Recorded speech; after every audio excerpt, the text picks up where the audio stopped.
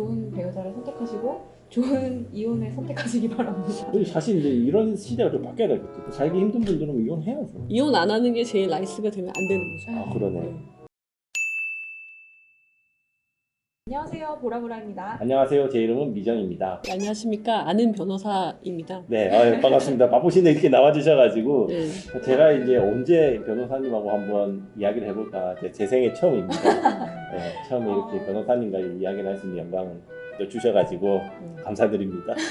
불러주셔서 감사드립니다. 아예 아닙니다. 네, 이번에 결혼은 신중하게, 이혼은 신속하게라는 책을 쓰셨는데요. 네. 어떤 분들이 읽으면 좋은 책인지 예. 네, 한번 설명해 주시겠어요? 예, 이 책은 네.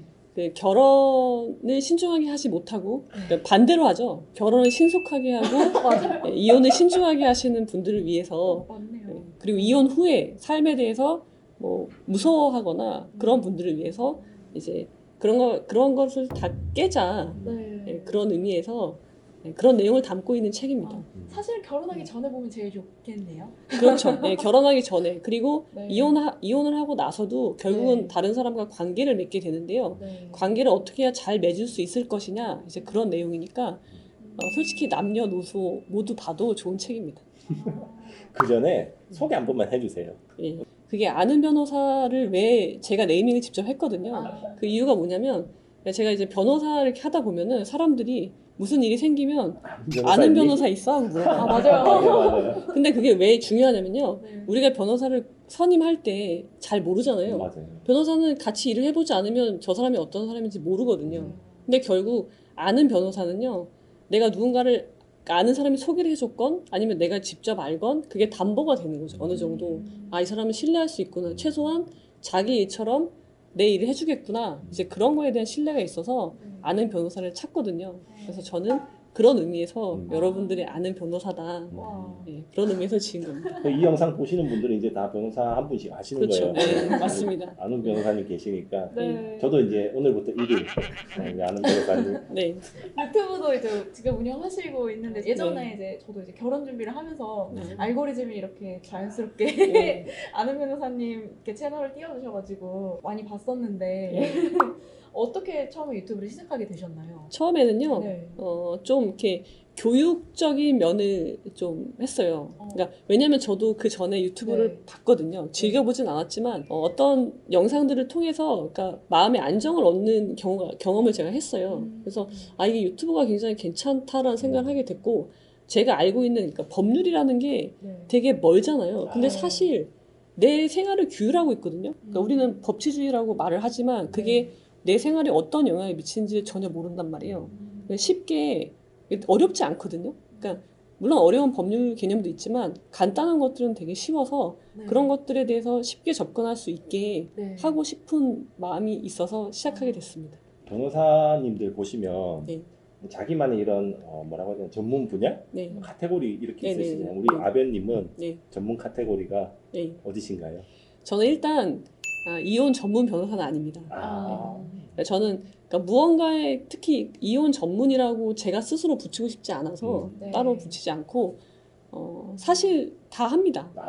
여러 가지 사건을 다 하고 많이 하는 거는 가사 사건이 많고 형사 네. 그다음에 제가 이제 군 법무관이었기 때문에 네. 군대 관련된 사건들이 많이 있지만 골고루 하고 있습니다. 그럼 군 법무관이라는 게 어떤 건가요, 정확히?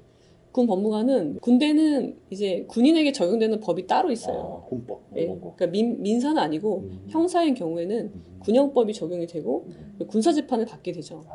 그래서 그런 것을 군사법을 운영하는 사람들, 그러니까 군 법무관, 군 판사, 군 검사, 국선 변호인 이제 그런 사람들이 있거든요. 따로 있는 거예요? 군 판사도 따로? 예, 있고? 따로 있습니다. 그분들도 그러면 예. 요즘에 사법고시가 없지만 이런 거 다 정상적으로 하셔가지고 이제 군 판사 이렇게 하시는 거예요? 지금은요, 그러니까 변호사 자격을 가진 사람에서 뽑아요. 예, 옛날에는 군 법무관 임용고시가 따로 있었는데 이제 책 얘기를 해보자면은 딱 결혼에 대한 딱 책에다 이렇게 타이틀이 있다 보니까 제 주변에도 요즘 나이가 나이인지라 그런지 결혼이 최대 관심사인 친구들이 많아요. 네. 배우자를 고를 때 뭘 보고 결혼을 해야 될까요? 그게 되게 중요한 문제인데요. 네. 이게 왜냐하면 막연한 질문. 공부보다 훨씬 중요한 거예요. 그렇죠. 우리는 어릴 때 막 공부 열심히 하고 대학을 위해서 네. 뭐 20년을 거의 바치고 살잖아요. 네. 근데 사실 중요한 건 결혼인 거거든요. 왜냐하면 이게 사람과 관계를 맺는 거예요. 시험은 관계를 맺는 게 아니죠. 그냥 붙고 떨어지는 문제지만 네. 결혼은 평생을 가는 거잖아요. 네. 그러니까 법률혼이잖아요. 법률혼은 계약이거든요. 네. 종신계약입니다. 아. 그러니까 되게 무섭다기보다는 그 의미가 굉장히 크죠. 그래서 되게 중요한데 네. 사실 결혼 상대자는 되게 신중하지 못하게 고른단 말이에요. 그게 왜 그러냐면 결혼이 목적이기 때문이에요. 그러니까 정령기가 있죠. 결혼 정령기가 되면 나는 결혼을 해야 돼 라는 암묵적인 목적을 네. 둬요. 왜 그렇게 된 네. 걸까요? 바깥으로 얘기는 하지 않아요. 아, 좋은 사람 있으면 결혼해야지 라고 하지만 네. 사실 나는 결혼에 몇 살까지 나는 결혼을 할 거야. 맞아요. 그런 목표를 세우고 네. 거기를 위해서 이제 달려가는 거죠. 그렇게 되면 어떻게 되냐면 내가 결혼 정년기에 있고 내가 결혼하고 싶은 사람 중에서 나랑 결혼할 마음이 있는 사람하고 결혼하게 되는 거예요. 아. 예. 그리고 나머지 조건은 맞춰요 그냥. 아, 맞아요. 예. 그렇게 하기 때문에 제대로 못 고르는 거죠. 방금 말씀하셨는데 결혼은 약간 법률혼. 그렇죠. 저희가 이제 흔히 결혼하면 그냥 이제 인간의 도리 막 약간 이런 식으로 생각하는데 현대 사회에서는 아까 이제 계약이라고 말씀하시니까 이제 결혼에 대해서 굉장히 무서움이 생기는 거예요. 법률혼. 그렇죠. 예, 법적으로 예. 너와 너는 부부다. 그게 그러니까 너를 사랑해서 그냥 평생 같이 살겠어. 이게 아니고 그게 아니라 이제 구속하는 거잖아요. 법으로. 그렇죠. 계약서처럼 결혼 그렇죠. 계약서처럼 서로 도장 찍고 어떻게 보면 약간 강제성을 부여하는 너는 나 아닌 다른 사람을 사랑하면 안 돼. 이렇게 법적으로 구속을 하는 그렇죠. 거잖아요. 예. 그래서 이게 무서운 건데. 그러니까 행복하게 살기 위해서 결혼을 하면 좋은데 네, 그러니까. 약간 방금 말씀하신 제가 들어보니까 결혼 그 자체가 목적이 되니까 네. 주객 전도가 되는 느낌. 그래서 이제 이혼도 많이 하고 요즘 사실 제가 어디서 기사를 봤는데 우리나라 이혼율이 세계 탑 클래스에 꼽힌다고 제가 들었거든요. 그럼 결혼을 꼭 해야 되는 걸까요? 어떻게 생각하십니까? 결혼은 꼭 안 해도 되죠. 그죠? 예. 왜냐하면 결혼은 제도거든요. 아, 그렇지. 제도 예. 계약. 제가 말씀드렸다시피 우리가 여기서 말하는 결혼은 법률혼이잖아요. 네. 그거는 계약이에요. 신분 계약입니다. 종신 계약이고. 그러면은 권리 의무가 생기죠. 네. 여러분 그 계약이라는 건 뭐예요? 그거를 계약을 해지하려면 사유가 있어야 돼요. 자 결혼을 해지하려면 어떻게 해야 되나요? 법원 결혼 가서, 해지하고 싶어. 법원 가서 방법은 협의 이혼. 그다음에 이제 네. 재판. 협의 이혼이나 소송 이혼이나 네. 그게 안 되면 어떻게 해야 돼요? 사망. 아, 네. 내가 사망하면 이혼할 수 있어요. 그러니까 이게 굉장히 구속력이 큰 거라는 거죠. 그러니까 그런 의미를 내가 안다면, 그러니까 최소한 법률론을 할 거라면 네. 이게 나한테 어떤 법률상 의무가 생기고 권리가 생기는지 최소한 알아야죠. 알고 법률 관계를 맺고 네. 그러기 때문에 누구랑 결혼을 할 것이냐 그건 굉장히 중요한 문제가 되는 거예요. 근데 보통은 그렇게 중요하게 생각하지 않고 그냥 이제 내가 이쯤이면 결혼할 때가 됐으니까 하고 주변에 있는 뭐 남자 혹은 여자 중에서 그나마 제일 그쵸, 괜찮은 그쵸. 예. 사람이랑 예. 그나마 제일 괜찮은. 그렇죠. 예. 그래서 문제가 이제 그때부터 시작이 되는 거예요. 책에도 보면은 이혼할 이유는 결혼 준비할 때부터 이미 있었다라는 챕터가 있었던 것 맞습니다. 같아요. 예. 어떤 사례가 있을까요? 제가 이제 이혼 상담을 네. 많이 하다 보면요. 네. 대부분이 결혼하기 전에 네. 아니면은 결혼 준비할 때 그때 이미 알아요. 아. 봤는데 그거를 애써서 외면하거나 그러니까 제가 선회한다고 표현을 하는데 설마 그건 아니겠지. 그런 생각으로 결혼을 하는 거예요. 예를 들어서 채무가 많아요. 남편이나 아내가 결혼하기 전에 알았어요. 친구한테 뭐 보증을 잘못 섰건 어찌됐건 빚이 많아요. 근데 나도 그걸 알았어요. 근데 예를 들어서 뭐 부모님 해결해 주시기로 했다. 그러면은 그걸로 이제 넘어가는 거죠. 근데 그게 문제 해결된 게 아니잖아요. 그 사람이 그렇게 빚을 자기의 그런 수입에 비해서 빚이 많아졌다는 건 원인이 있는 거죠. 근데 그거 근본적인 거를 해결하지 않고 누가 대신 갚아준다. 그건 해결된 게 아니고 실제 결혼했는데 안 갚아주실 수도 있어요. 그럼 이제 그때 바로 문제가 생기는 거죠. 그러니까 선회해서는 안 되고요. 그러니까 제가 생각하는 결혼의 가장 중요한 조건은 문제 해결 능력이 있느냐예요. 두 사람이. 두 사람이. 예. 나랑 안 맞을 수도 있어요. 그렇죠. 예. 그러면은 왜냐하면 결혼 생활은요 문제가 발생해요. 결혼뿐만이 아니라 우리 삶에 문제가 발생하죠. 그러면은 문제 해결 능력이 있어야 된다는 건요. 그것이 문제라는 거에 대한 인식이 있어야 돼요. 근데 결혼 부부들을 보면은 가끔은 한쪽은 문제의식이 전혀 없어요. 그게 뭐가 문제인데? 근데 이쪽은 그게 문제야. 이거는 해결될 수가 없는 거예요.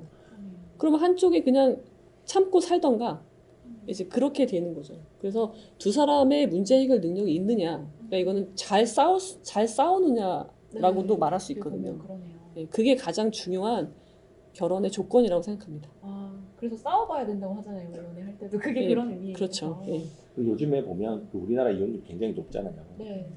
그러면 어디서 제가 보기로는 우리나라는 결혼하기는 굉장히 어려운데 이혼은 너무 쉽게 뭐 시켜준다. 약간 제가 어디서 기사를 이렇게 봐가지고 반대 아닌가요? 반대 같은데요? 결혼도 저는 결혼이 맞아요. 어렵다고요? 제가 잘못 봤나? 이혼을 하는 게 더 어렵죠. 이혼은 절차가. 무슨 의미인지는 알 것 같아요. 무슨 네. 말씀으로 하시는지는 알 것 같은데 네. 실제 제가 자주 하는 말이 결혼은 맘대로 해도 이혼은 맘대로 못한다. 그런 얘기 많이 하는데 그럼 실제로 우리나라의 이혼 절차는 네. 물론 이제 외국이나 이런 걸 뭐 나라마다 다르니까 모르겠지만 어쨌든 우리나라 이혼 절차는 빨리 할 수 있는 편인가요? 아니면은 좀 더 예를 들어 당사자끼리 심사숙고해가지고 다시 한번 생각해봐라 몇 번씩 이렇게 하는 형태인가요? 좀 그게 좀 이혼 궁금해요. 절차. 사실 우리나라는 숙려 기간을 두고 있잖아요. 들어는 봤어요. 네. 그게 정확하게 어떤 건가요? 그러니까 협의 이혼을 해요. 협의 네. 이혼을 하는 경우에 네. 내가 이혼 신청서를 냈어요. 부부가. 네. 근데 만약에 자녀가 없으면 네. 미성년 자녀가 없으면 1개월, 자녀가 있으면 3개월 동안 더 생각해봐라 라는 시간을 주는 거거든요. 법에서 강제로. 그러니까 내가 이혼하고 싶어도 못해요. 그럼 그 무조건 3개월 동안. 자녀가 합의해서 있으면 하고 싶어도요. 네, 못해요. 자녀가 기다려야 있으면 돼요. 무조건 3개월은 무조건 숙려 기간을 기다려야 돼요. 민법에 나오는데, 그러니까 제가 볼 때는 저는 다른 나라의 법은 정확히 모르지만 다른 나라에 비해서 제한을 두고 있는 거죠. 이혼을 쉽게 못하게. 그러네요. 그럼 제가 잘못 알고 있었구나. 무조건 3개월은 묵혀서 다시 한번 생각해봐라고 네네네. 법적으로 아예 그 기간을 주는 거네요. 네네네. 그럼 만약에 이제 그게 끝났어요. 3개월 끝났는데도 난 너랑 표현이 좀 그렇지만 못 살겠다. 하자. 그러면 이제 그때부터는 빨리 진행이 가능한 건가요? 그거는 이제 뭐 사건이 많으면 기일이 잡히면 이제 되는 거예요. 네, 그거는 뭐 다른 절차가 필요한 게 아니기 때문에 협의 이혼의 경우에 협의 이혼 예를 들어서 재산 분할이나 뭐 여러 가지 이런 것들이 다 서로 원만하게 마무리가 되면 그렇죠. 만약에 그러면은, 원만하게 네. 마무리가 안 된다. 원만하게 안 되면 이제 소송 이혼을 해야죠. 네, 소송 이혼을 할 때는 왜 원만하지 않겠어요? 서로 조건이 안 맞았잖아요. 그렇죠. 서로 다른. 그러면 서로 다른 주장을 한단 말이죠. 양육권이든 재산 분할이든 모든 것에서 하나하나 다 이제 소송을 하다 보면 그것 때문에 이제 기일이 계속 잡히면서 제가 본 거는 2년이 넘도록 판결이 안 난 걸 봤거든요. 재벌 가문이신가 이렇게 오랫동안. 그렇진 않은데 네. 이렇게 서로 주장이 완전 극명하니까 그렇게 되는 경우도 있죠. 그러면 그렇게 극명하면 예를 들어서 이제 판사님이 해주신지 제가 모르니까 극명하면 어쨌든 2년 가기 전에 자 요거는 요렇게 해서 네가 이만큼 네가 이만큼 요렇게 하면 사실 끝나잖아요. 이렇게 끝나는 게 아니라 계속 어느 정도 왔다 갔다 하면서 합의점을 찾아가가지고 판결을 내리는 건가요? 그거 이제 조정을 거치는데요. 소송을 해도 조정을 회부해요. 그러면 조정을 거쳐서 두 사람의 의견을 조율해 나가는데 안 되는 경우가 많이 있죠. 더 많죠. 네. 되는 경우도 많이 있는데 이게 이혼의 과정도 어렵지만 사실은 이혼을 결심하기까지도 되게 어려운 것 같아요. 왜냐면은 만약에 결혼을 이미 했고 살고 있는데 문제가 있거나 이제 아니라는 걸 알았을 때 이혼을 결심하는 것도 되게 굉장히 힘든 일인 것 같아요. 특히 뭐 이제 애가 있거나 하면은 그쵸. 애 때문에 애. 산다 이런 경우도 많다 보니까 요즘은 이제 학원 이혼 이런 것도 하고 그쵸. 결혼도 하고 결혼. 그러잖아요. 네, 그런 현상에 대해서 어떻게 보세요? 애 때문에 사는 거? 애 때문에 산다. 뭐 제가 마음에 걸려서 산다. 사실 이런 부분도 굉장히 많으시잖아요. 굉장히 많죠. 네. 그러니까 뭐 예를 들어서 이혼하자고 왔어요. 왔는데 숙려 기간에 얘가 눈에 밟혀서 그런 부분도 사실 많이 있죠. 많이 있고 네. 아이 때문에 그 시작을 못 하시는 분들이 많이 있죠. 그렇죠. 여자분들은 특히 더 많은 것 같아요. 제가 이 책에 네. 이혼은 신속하게라고 말씀드리는데 네. 그거는 뭐냐면 이혼 절차를 신속하게 하라는 게 아니에요. 그러니까 결정을. 네, 그러니까 결혼할 때랑 마찬가지예요. 우리가 관계를 맺는 거잖아요. 네. 그러면은 사람은 변해요. 결혼하고 저 사람은 또 변하죠. 나도 변하거든요. 네. 그러면은 계속 그 사람을 관찰해야 되는 거예요. 어떤 사람인가. 나랑 계속 삶을 같이 해도 괜찮은지 네. 그런 사람인가를 계속 보셔야 되거든요. 그러니까 의심하라는 얘기가 아니에요. 계속 관찰해야 되는데 저 사람이 변하지 않아. 그러니까는 어떤 문제가 있는데 해결이 안 돼. 네. 문제에 대한 공통의 인식이 없는 거죠. 네. 그럼 그 문제는 해결이 안 된다고 말씀드렸잖아요. 그런 사람은요, 같이 살 수가 없는 거예요. 그러니까 그런 경우에 이혼의 타이밍이 있다고 제가 말씀을 드리는데요. 내가 저 사람의 어떤 문제점을 알았을 때 내가 노력을 할 거냐. 그러니까 나의 시간과 노력과 에너지를 쏟아서 저 사람을 개선시키기 위해서 뭐 노력을 할 것이냐 그거를 결정을 하셔야 되는 거예요. 그러니까 그거를 신속하게 하라고 말씀드리는 거예요.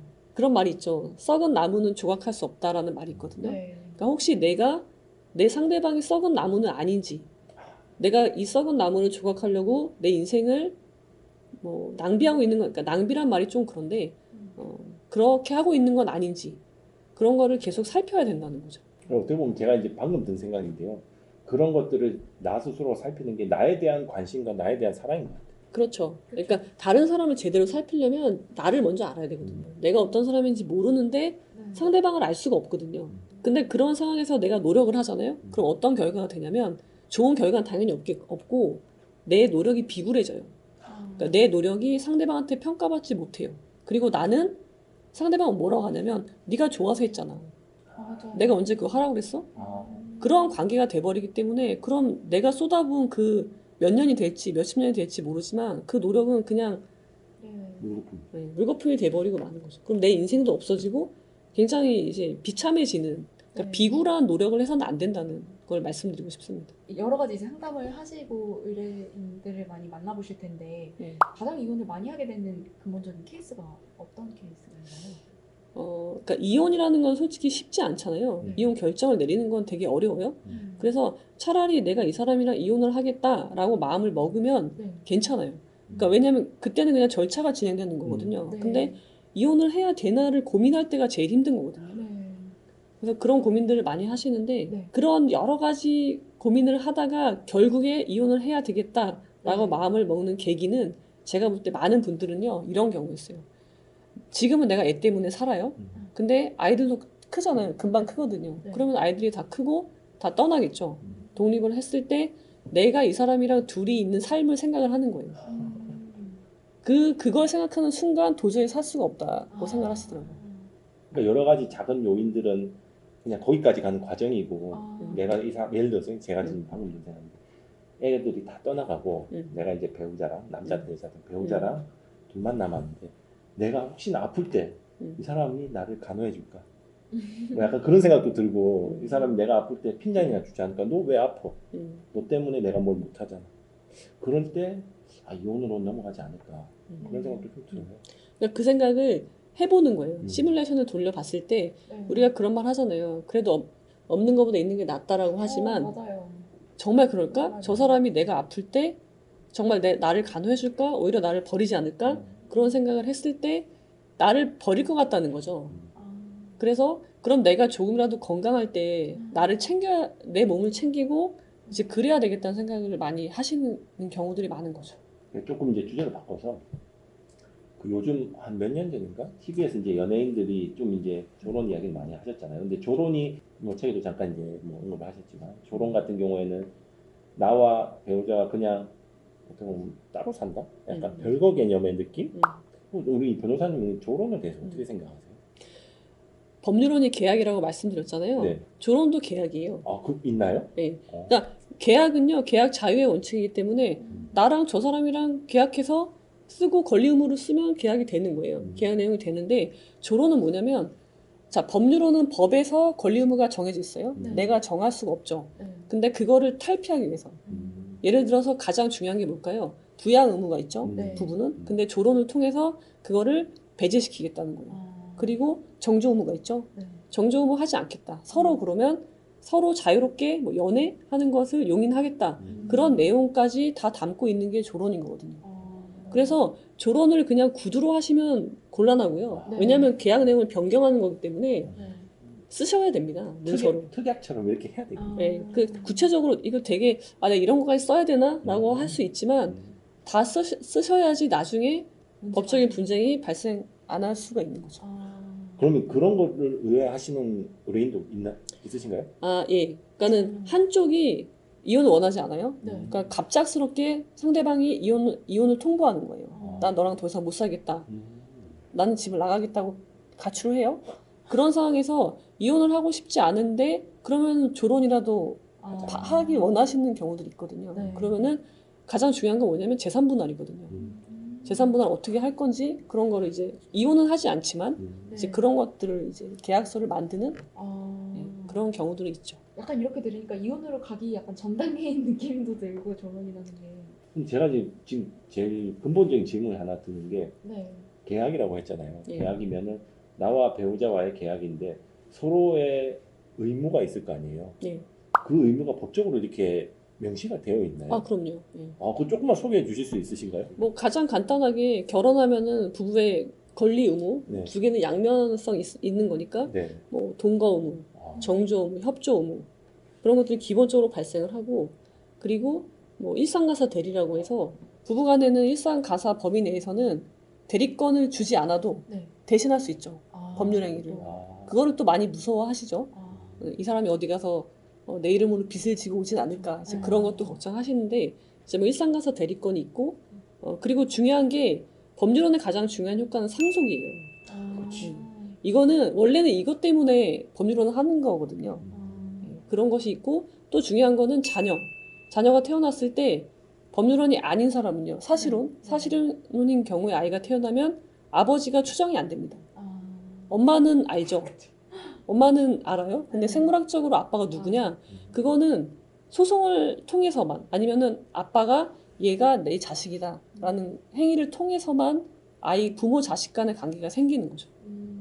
이제 그런 것들이 있고 이게 법률원에는 이제 동거 의무가 있다고 했잖아요. 네. 그래서 가출을 하잖아요. 일방이 가출하면은 동거 심판 청구를 할 수 있습니다. 그런 게 있나요? 네. 법률상 권리가 있는 거예요. 근데 이제 막 별거하는 부부들도 네. 있잖아요. 그런 것들은 원래는 그런 법률적으로는 한쪽이 청구 안 하는 것 뿐인 거죠. 할 권리가 있는 거죠. 그리고 사실 제가 이제 여기 메모해놨는데 동거 네. 의무란 게 네. 우리 뭐 주말 부부도 있고 그러니까. 뭐 여러 가지가 있는데 네. 그게 이제 구체적으로 뭐 음. 일주일에 5일 이상 같이 살아야 된다 뭐 이런 건 아니지만 예, 그렇진 않고요. 그러니까 네. 민법에 보면은 동거 의무가 있는데 네. 일시적으로 사정이 있어서 음. 이렇게 별거하게 되는 경우는 예외의 규정이 또 있긴 하죠. 근데 기본적으로 동거 의무가 있어서 맘 함부로 가출하면 안 됩니다. 그러네요.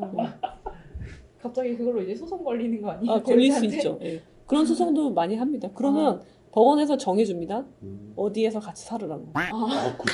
그 법원에서 지정해주게 되어 있어요. 합의가 안 되면. 법이 그렇게 디테일하군요. 우리 이제 뭐 아버님께서 보시기에 네. 이런 걸로도 이혼을 하나? 저는 방금 이제 특이한 케이스. 특이한 케이스. 방금 이제 제가 든 생각, 동거를 이렇게 안 했다고 해서 상대방이 청구를 했을 때, 물론 이제 이게 말없이 도망갔으면 이제 또 이유가 다른데, 약간 특이한 케이스. 이런 걸로 이혼을 신청하나? 뭐 이런 케이스가 뭐 갑자기 떠오르는 게 있으시면 한두 개 해주시면 저희 시청률에 많이 도움이 될 것 같습니다. 그러니까 그런 경우들은 아마 이제 신혼 초 결혼한 지 얼마 안 됐는데 신혼여행 갔다 와서 이혼하는 경우들도 있어요. 맞아요. 근데 저는 그거를 뭐 이런 걸로 이혼하나라고 전혀 생각하지 않고 현명하다라고 생각을 하는 사람이기 때문에 그러니까 빨리 이혼은요 하려면 빨리 해야 되는 거예요. 그러니까 신속하게라고 제가 말씀드리잖아요. 저 사람이 나랑 맞지 않는 걸 알면요. 그러니까 이거는 무슨 옳고 그름의 문제가 아니에요. 뭐 이혼하면 나쁜 거고 결혼했으니까 살아야 돼. 그게 좋은 거야. 이게 선한 거야. 그것의 문제가 아니거든요. 가치 판단의 문제가 아니라 이거는 나의 굉장히 주관적인 개념이에요. 그래서 내가 얘랑 결혼했지만 얘랑 같이 평생을 못 살겠어 라는 생각이 들면은 그게 뭐 신혼여행 갔다 와서 바로라면 더 잘 된 거죠. 그래서 저는 그걸 이상하다고 생각하지 않지만 뭐 갔다 와서 이제 신혼여행 결혼을 하면 양쪽 집안이 이제 생기잖아요. 그러면서 또 이제 절차들이 있잖아요. 신혼여행 갔다 와서 인사를 어떻게 해야 되고 그럼 여기서 또 뭐를 또 해줘야 되고 그런 과정에서 트러블이 생기는 거예요. 이제 그걸 가지고 이제 소송 이혼을 하지 않고 그때는 뭐 협의 이혼이나 조정 이혼을 많이 하시는데 저는 그것도 굉장히 현명하다고 생각합니다. 그런 의미에서 나를 먼저 알아야 된다는 그렇죠. 뜻인 거죠. 그 제가 이 신속하게라는 제목이 저는 이제 처음에 이혼 과정이 길고 절차가 많으니까 요 과정을 신속하게 하자 약간 이제 이렇게 생각을 했는데 그게 아니라 여기 시작점을 빨리 쓰자. 맞습니다. 그러니까 이혼의 타이밍을 빨리 잡으라는 거지 소송은요 빨리 할 필요가 없는 거예요. 느긋하게 오히려 여유 있게 신중하게 해야 되는 것이고 절차 진행은 그 전에 결정을 빨리 하라는 말씀을 드립니다. 이혼 출발선이 하니까 좀 애매하긴 한데 어쨌든 그 선에 빨리 결정해가지고 그렇죠. 출발선에 네. 서자. 네. 이혼 조장 방송 아닙니다, 여러분. 그건 아니지만 저희가 이혼도 저희 삶이기 네. 때문에 네. 충분히 명확하게 잘 알고 가셔야 되니까. 그러니까 여기서의 중점은 이혼을 신속하게보다는 관계를 신중하게 애시당초 맺으라는 얘기인 거죠. 좀 시작을 더 네. 신중하게 하자. 네. 그럼 제가 이제 여기 있는 사례들 이제 파란 글씨로 이렇게 적어놓은 네. 사례들을 쭉 보면서 사실 이제 지금 제가 즐겨 보진 않는데 예전에 이제 그 사랑과 전쟁인가? 네. 네, 그런 프로를 이제 음. 즐겨보고 음. 야 정말 이런 일이 실제로 있나? 뭐 이랬는데 네. 실제로 있더라고요. 많죠. 많이 있습니다. 아, 예. 더 심한 경우도 많고 네. 뭐 우리가 이제 중원적 사실혼이라고 해서 그러니까 중원을 하는 거예요. 이쪽에 애가 있어요. 그러니까 내 가정이 있어. 근데 이제 이분은 남자분이었는데 다시 또 그러니까 결혼할 순 없고 사실혼을 하는 거죠. 여기도 애가 있고. 아. 근데 더 놀라운 건 내 아내가 이쪽 여자를 알아요. 아는 사람. 그리고 그 아이를 봐주기도 해요. 무슨 관계? 근데 예, 그러니까 그런 경우도 많고 세상에는 정말 이런 것들이 약간 비윤리적, 그러니까 법적으로 봤을 때 비윤리적이라고 치면은 착한 사람하고 결혼하면 그런 문제가 안 생기겠지. 이런 오류를 또 범하잖아요. 그러니까는 우리가 여러 가지 조건을 세워요. 네. 뭐 착한 사람. 근데 좋아요. 착한 사람이 나쁜 조건은 아니에요. 근데 그러면 저 사람이 뭘 보고 착하다고 하는 거냐? 근거가 뭐냐를 여러분들이 생각해 보셔야 돼요. 저 사람이 부모님한테 잘하니까 네. 저 사람은 착해. 그거는 아닌 거죠. 그리고 사실 이제 책에도 네. 있지만 사람은 착해. 저희가 이 말을 많이 하잖아요. 나 쟤랑 못 살겠어. 근데 사람은 착해가지고 뭐 살지 뭐 약간 이런 게 되게 많잖아요. 실제로 그런 분들도 버티고 버티다가 막 그렇게 된장처럼 숙성시키다가 어느 순간에는 이제 못 살겠다 이혼하자 이렇게 오잖아요. 사람은 착해가 어떻게 보면 되게 무서운 것 근데 같아요. 그런 말 진짜 많이 들어봤어요. 네 아빠가 그래도 사람은 착해. 뭐 이런. 그러니까는 네. 그런 부분들이 네. 그런 경우에 네. 이혼 상담을 하는 경우들이 많아요. 배우자가 착해요. 사람은 근데 다 착한 거예요. 그러니까 가족한테만 착하면 모르겠어요. 그러니까 밖에 나가서도 착해요. 그러면 다른 사람들한테 뭔가를 이렇게 준단 말이에요. 네. 내 걸 잃고, 희생하며? 내 걸 희생하고 다른 사람한테 줘요. 네. 근데 그거를 어떻게 해요? 가족이 그걸 메꿔야 되는 상황. 그래서 가족은 죽을 맛인 거예요. 나는 죽겠는데 다른 사람은 저 사람 다 착하다고 그래요. 저는 그런 경우는 무책임한 거라고 보거든요. 그건 착한 게 아니고 그냥 책임이 없는 거고 책임지기 싫은 사람인 거죠. 그런 사람하고는 이혼을 신속하게 하는 게 맞다고 생각합니다. 그리고 이제 또 아까 말씀하셨던 것 중에서 문제 해결 능력을 조금 그게 중요하다라고 말씀하셨는데 공감이 많이 가요. 근데 이제 싸워봐야지 문제를 어떻게 해결하는지 알 수가 있잖아요. 근데 이제 결혼하기 전에는 정말 안 싸워서 예를 들어서 결혼을 했는데 갑자기 막 너무 싸우는 거예요. 신혼 초에 특히 그렇잖아요. 그럴 땐 어떻게 해야 돼요? 계속 싸워야 되나요? 그러니까는 이게 싸움의 기술이 필요한데요. 네. 먼저 뭘 할 줄 알아야 되냐면 문제 제기를 할 줄 알아야 돼요.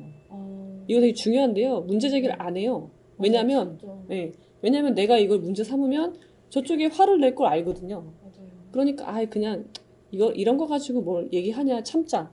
그게 쌓여요. 네. 그러면서 계속 문제가 커지는 거예요. 그래서 계속 참아야 돼요. 평생 참고 사셔야 돼요. 그러니까 문제 제기를 하는 능력이 굉장히 중요하고 네. 내가 문제 제기를 하잖아요. 그러면 상대방이 어떻게든 반응을 할 거 아니에요. 네. 그걸 보고서 저 사람이 나랑 문제 해결 능력이 있는지 없는지를 알 수 있는 거예요. 비로소. 그 문제 해결 능력이라는 걸 주관적으로 보는 거네요. 그러니까 나랑 나랑 저 사람과의 관계에서요. 왜냐면 관계잖아요. 저 사람이 나랑은 문제 해결 능력이 없지만 다른 사람하고는 있을 수 있어요. 그런 경우에는 두 사람을 위해서 헤어지는 게 맞아요. 그러니까 나랑 문제 해결하는 그 스타일이 잘 맞느냐 이런 거를 좀 보면 될까요? 그렇게 봐야죠. 근데 중요한 거는 문제 제기를 해야 된다는 거예요. 내가.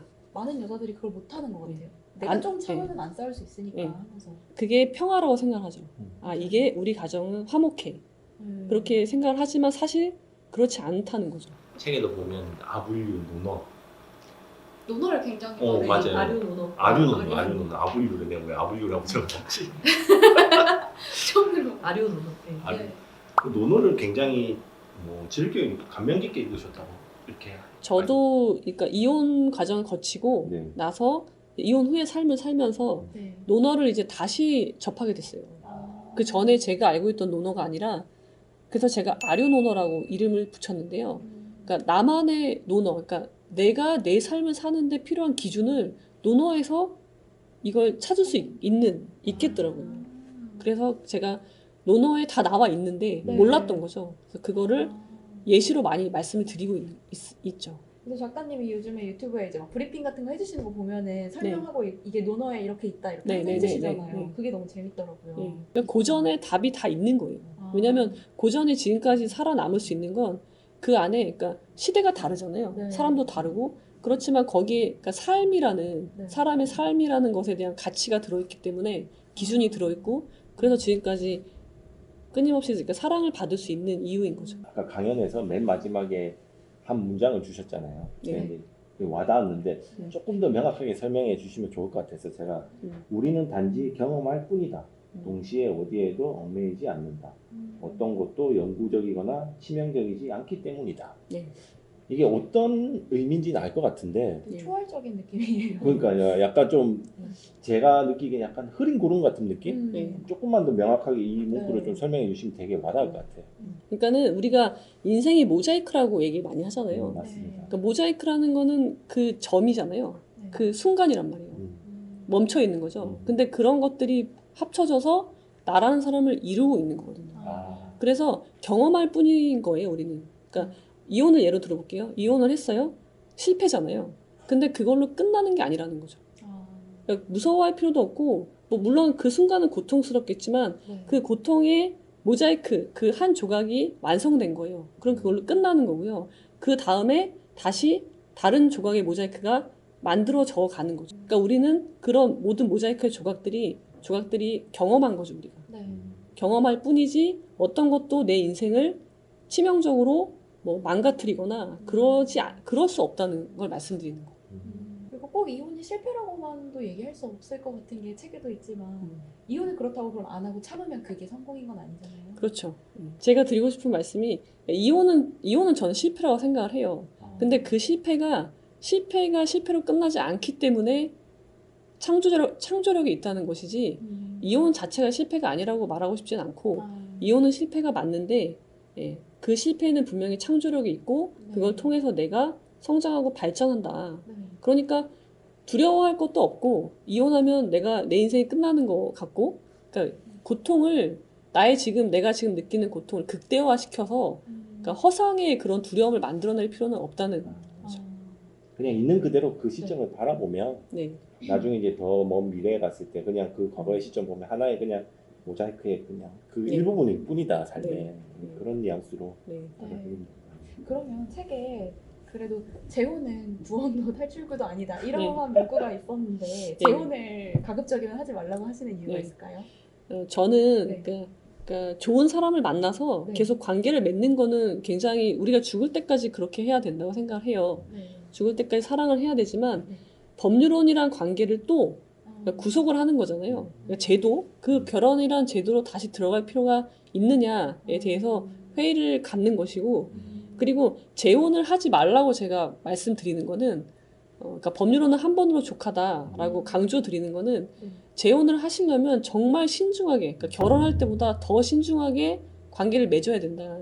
그러니까 그 정도의 깊은 통찰이 아닌 사람이 재혼을 하면 또다시 관계에서 또 고통을 받을 확률이 크기 때문에 아까 말씀드린 것처럼 우리가 곤의학지자는 돼야 되지 않냐. 어려움을 겪고 나면 네. 뭔가를 배워야 되는데 배우지 않고 또다시 잘못된 선택을 할 수 있기 때문에 굉장히 신중하게 하셔야 된다는 걸 강조드리는 말씀입니다.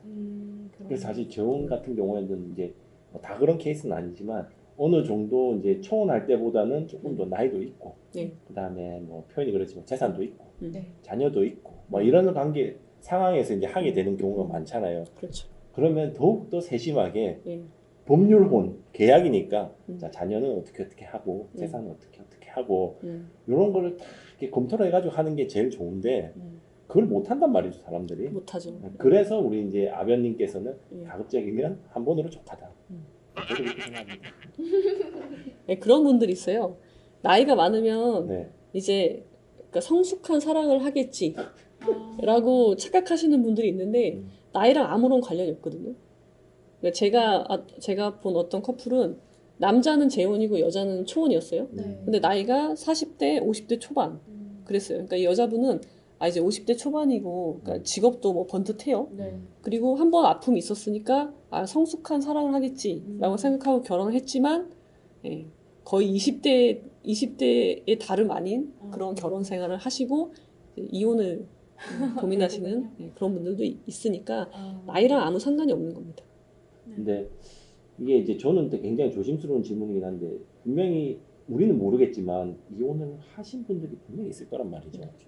이거를 나 이혼했어 이렇게 이야기를 할 수도 없고 안 할 수도 없고 괜히 예를 들어서 누군가를 만나는데 우리 남편 잘 있느냐 뭐 부인 잘 계시냐 이렇게 물어볼 수도 있잖아요. 근데 그 전에 나 이혼했으니까 묻지 마 이렇게 할 수도 없고 이런 거에 대한 우리 이제 변호사님의 어떤 수많은 사건의 경험에 의하면 그 사람들한테 미리 내가 이혼했다는 걸 어떻게라도 알려주는 게 좋은지 아니면 그냥 저 사람들이 알아서 알겠거니 하고 가만히 있는 게 좋은지 저는 사실 이게 현실적으로 되게 궁금하더라고. 그러니까 이혼을 하면은 낙인이 찍혀요. 그건 어쩔 수 없는 거예요.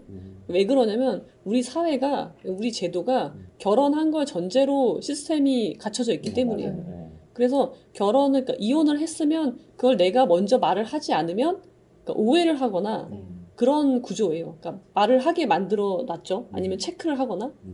그러면 이제 그걸 체크하면 이제 다른 이제 배려가 있긴 하지만 그거를 그 과정 자체가 이제 고통스러운 거고 그게 이제 편견인 거죠.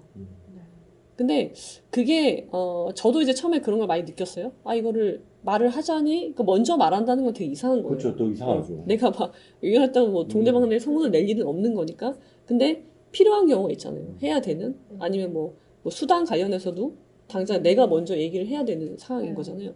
그래서 처음에는 저도 그런 걸로 고통을 많이 받았지만 그거를 우리가 없앨 순 없어요. 내가 무슨 투사가 될 순 없잖아요. 투사가 되고 싶지도 않고 그러면은 그런 불편함, 그러니까 그런 것들이 그냥 내 일상에서 불편한 정도로 느끼시면 돼요. 그러니까 불편한 것까지 내가 막을 순 없잖아요. 근데 내가 느낄 때 이건 너무 고통스럽다. 그렇게 느끼시면은 이제 물론 처음엔 그렇게 느끼시겠지만 결국엔 그런 것들이 그냥 불편한 정도로 느끼고 무시하거나 내가 그때 필요한 행동을 하는 정도까지 여러분들이 성장을 하셔야 되는 거예요. 그거는 각자가 이제 해결해야 돼. 그러니까 이혼 후의 삶을 사는 사람들이 해야 되는 이제 역할인 거죠. 내가 준비를 해야 돼. 내가 하겠다는 소리는 뭐 이게 아니라 그러니까 스스로 우리 이제 당사자분이라고 해야 되나? 당사자분들이 스스로 굳이 숨길 필요는 없지만 굳이 말할 필요는 없지만 그렇다고 해서 굳이 숨길 필요는 없고. 근데 이제 그런 생각은 하셔야 돼요. 이게 내가 이혼을 했을 때 어떤 사회적인 낙인이 있을 것이고 내가 어떤 고통을 받고 어떤 불편을 받을 수 있다는 거는 충분히 아셔야 돼요. 근데 그게 아까 말씀드렸지만 그게 치명적인 일은 발생하지 않아요. 그런 걱정은 하지 않으셔도 된다는 거죠. 내가 속해 있는 어떤 공동체에 내가 이혼을 함으로써 나한테 불이익이 오는 건 사실 법적으로 문제가 있는 거잖아요. 그렇죠. 그런 불이익은 없을 건데요. 법적으로 불이익은 없을 거지만 그런 사회적인 시선이나 그러니까 생활상의 불편은 분명히 있을 거고 그것까지 내가 어떻게 할 수는 없는 거예요. 할수 없으니까. 근데 결국은 뭐냐면 그거는 잠깐이라는 거죠. 결국은 내가 뭐 직장에서 내 역할이 있거나 아니면 아이의 부모로서 어떤 역할 그거를 내가 잘 해내고 있으면 시간이 걸리겠죠. 그러니까 제가 말씀드렸다시피 인생에서 중요한 거는 오래 구해요. 오래 가는 거. 그래서 내가 내 역할을 잘 하고 있잖아요. 내 자리를 잘 잡고 있으면 그런 편견들이 내 삶에 아무런 영향을 미치지 못할 뿐더러 이제 그런 편견 자체가 바뀌게 되는 거죠. 오늘 저희가 긴 시간 촬영을 했는데 한마디로 딱 끝내주신 것 같아요. 오렐구. 맞습니다. 뭔가를 꾸준히 여기 오렐구는 이제 올드 뭐 옛구 이런 게 아니라 그렇죠. 지속할 수 있는 지속 가능한 힘. 네. 그럼 마지막으로 좀 결혼을 지금 준비하고 계시는 분들이나 아니면 이혼을 준비하시는 분들한테 한 말씀씩 부탁드리겠습니다. 결혼이나 이혼이나 제가 느끼기에는 결국은 동일한 문제거든요. 관계를 맺고 끊고 또 맺고 그런 문제예요. 문제의 연속성에 있는 거고 뭐 결혼 안 하셔도 돼요. 미혼도 선택이고 그러니까 비혼도 선택이고 결혼도 선택이고 이혼도 선택이고 이혼 안 하는 것도 선택이잖아요. 그러면은 나는요. 내가 내린 선택에 책임을 질 줄 알면 되는 거예요. 그러기 위해서는 그 선택은 오롯이 내가 해야 되는 거예요. 그러니까 내 내면에서 나온 기준에 맞게 선택을 하셔야지 그거에 대한 책임을 질 수 있는 거거든요. 그렇게 되면은 그러니까 그게 이제 제가 아까 말씀드린 북극성이거든요.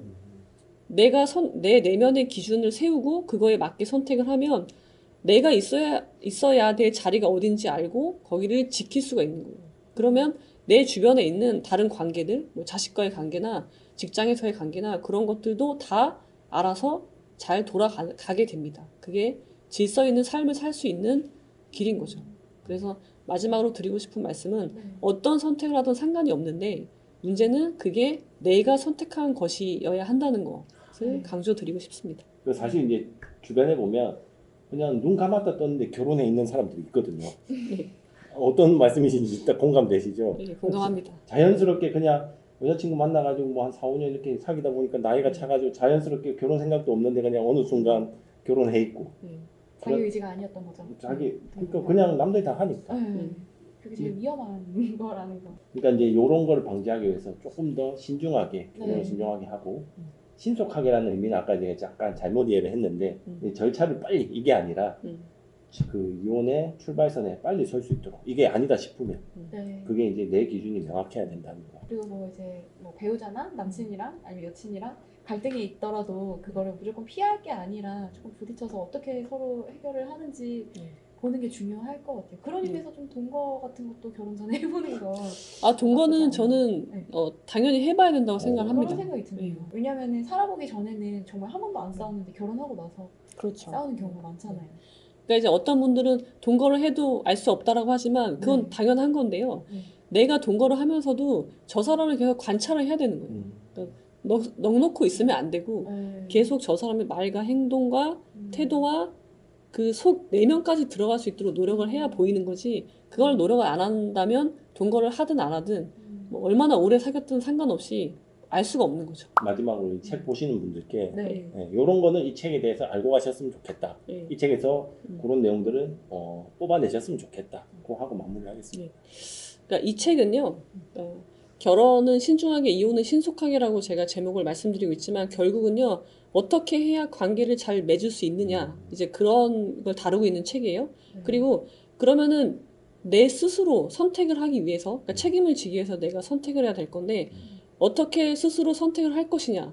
그래서 우리가 가장 먼저 맞닥뜨리는 문제들, 뭐 부모님의 말씀들이나 우리가 어릴 때부터 잘 학습돼 왔던 그런 통념들, 그런 것에서 배제돼서 오롯이 진짜 나만의 생각을 가지고 선택을 할 수 있게 해주기 위해서 만든 책입니다. 그러니까 그런 외부적인 요인들 있잖아요. 근거도 없는 그런 통계나 권위나 그런 통념들 있잖아요. 그런 말들을 좀 깨고 네. 거기서 영향을 받지 않고 정말 나다운 결정을 할 수 있는 그리고 결국 나의 삶을 살 수 있게 해주는 책입니다. 결혼 생활에서 나를 찾아가는, 나를 세울 수 있는 어떻게 보면 그런 책? 네. 꼭 한번 읽어보셔야 할. 네. 그러니까 이제 마지막으로 정리하자면 이 책은 뭐 예를 들어서 지금 결혼 생활을 하고 계시거나 네. 혹은 결혼 생활이 조금 이제 뭐 표현이 그렇지만 위태로우신 분들 한 번씩 읽어보시고 정말 내가 이 관계를 계속 해야 되나 나 스스로를 한번 확인할 수 있는 그런 아주 어떻게 보면 건전한 책입니다. 네, 나를 세울 수 있는. 책 한번 끼고 보지 마시고 결혼 준비를 하고 있는 제 주변 친구들한테도 적극 추천해주고 싶어요. 꼭 한번 읽어보고 결혼을 하기를 바랍니다. 돈 떠밀리듯이 뭐 그렇게 결혼하지 마시고 네. 신중하게 결혼하실 수 있는 그런 어떻게 보면 지침서 네. 맞습니다. 우리 결혼하신 분들 한 번씩 꼭 읽어보시길 바라며 네. 오늘은 우리 변호사님 제가 이렇게 또 만나 뵙게 돼서 영광인데요. 제가 언제 한번 또 변호사님과 이야기를 한번 해보겠습니까? 가보신 분 모셔가지고 또 즐겁게 촬영하고 이렇게 마무리를 하도록 하겠습니다. 네. 감사합니다. 고맙습니다. 고맙습니다. 감사합니다.